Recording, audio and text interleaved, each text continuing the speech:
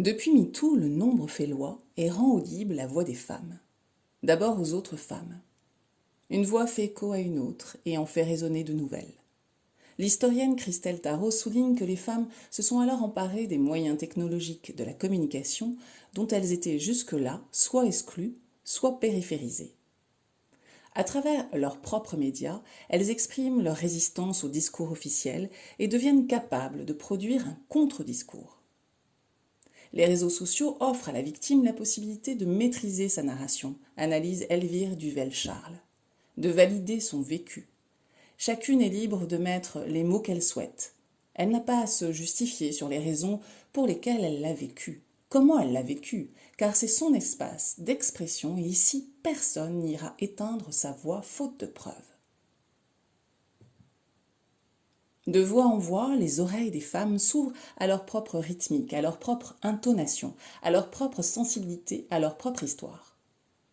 MeToo est un mouvement qui mobilise d'abord les voix et les oreilles.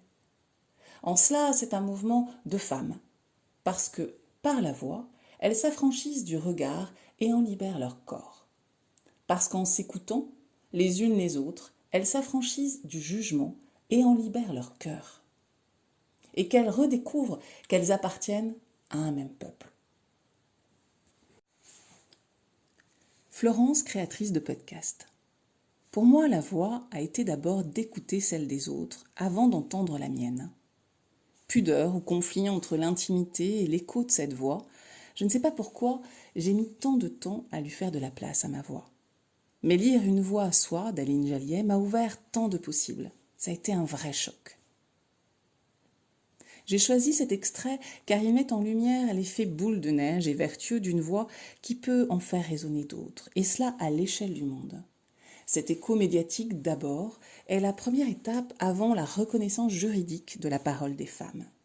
Depuis MeToo, le nombre fait loi, nous dit Aline Jalliet. Les histoires racontées, dénoncées, partagées par les femmes ouvrent vers une sororité nouvelle, assumée. L'union fait la force, et cela, ça change tout. Au niveau individuel et collectif. La honte se mue en courage, car nous ne sommes plus seuls.